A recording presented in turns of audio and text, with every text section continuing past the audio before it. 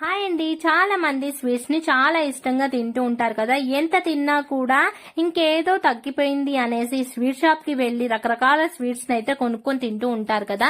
నాకు కూడా ఈ రోజు స్వీట్స్ తినాలనిపించి నేను స్వీట్ షాప్ కి వెళ్తే అక్కడ రకరకాల స్వీట్స్ ని చూసేసరికి ఏం తీసుకోవాలో అర్థం కాక సైలెంట్ గా నిల్చొని ఉండిపోయాను.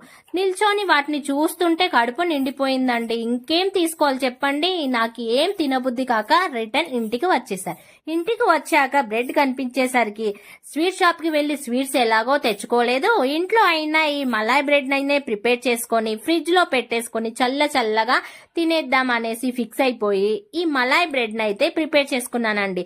చాలా టేస్టీగా ఉంటుందండో. ఈ స్వీట్ తినే ప్రియులకు ఇదొక మంచి రెసిపీ అని చెప్పాలి. నేనైతే ఇలా ప్రిపేర్ చేసుకొని చల్లగా సర్వ్ చేసుకొని తినేశాను. నేనైతే ఈ మలాయ్ బ్రెడ్ కి ఫిదా అయిపోయాను. మీరు కూడా ఒకసారి ట్రై చేయండి.